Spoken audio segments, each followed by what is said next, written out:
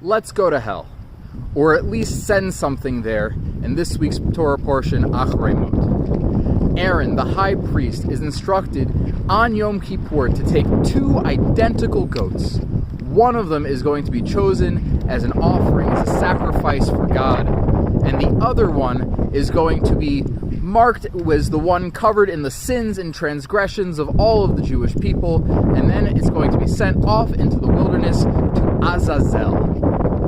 And the question becomes, what is Azazel? Actually, the question might be, where is Azazel? The Talmud, in one of its understandings, says that Azazel is a place. That we're going to take this goat with all of its sins and we're going to send it out into the wilderness, into Azazel, which is a rocky, harsh, barren place, a difficult terrain. In fact, later interpretations will say we're actually going to throw it off of a mountain, and that place, that inhospitable place, that is Azazel. That's where we want to send all of our transgressions. The commentator Ibn Ezra says that that is maybe the contextual meaning of Azazel in the Torah.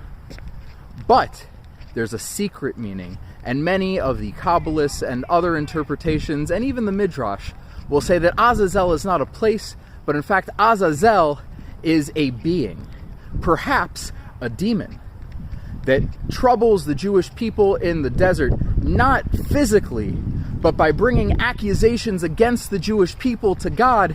And so on Yom Kippur, when we want God to be focused on the goat that is symbolizing our closeness and our bond to God, we send all of our sins and transgressions with this goat as a distraction for this Azazel demon or angel or some form of being in the desert, in order to keep it from bringing its negative case against us.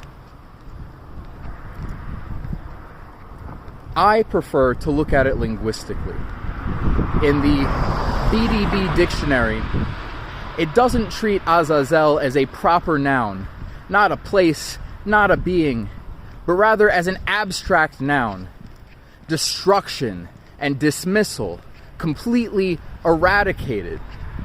And so what we want to do, according to that understanding, which is the way that many Chumashim, including the Hertz Chumash, translates it, is that all of our sins, all of our misdeeds, transgressions, all of our faults, the things we've done wrong, that we want to symbolically remove those from ourselves, completely destroy them, and send them off into the wilderness, completely detached from ourselves, where instead then we will be left only with the goat that stays and is a korban, is a way of connecting, of being close to God, is our means of kapara, of atonement.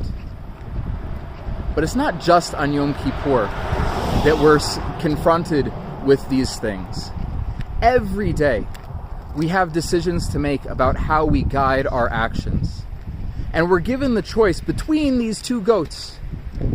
Will we follow our baser instincts, follow our pleasures and desires, our greeds and our wants out towards destruction in the desert, with its demons and harshness that are understandably understood by our Christian friends as hell?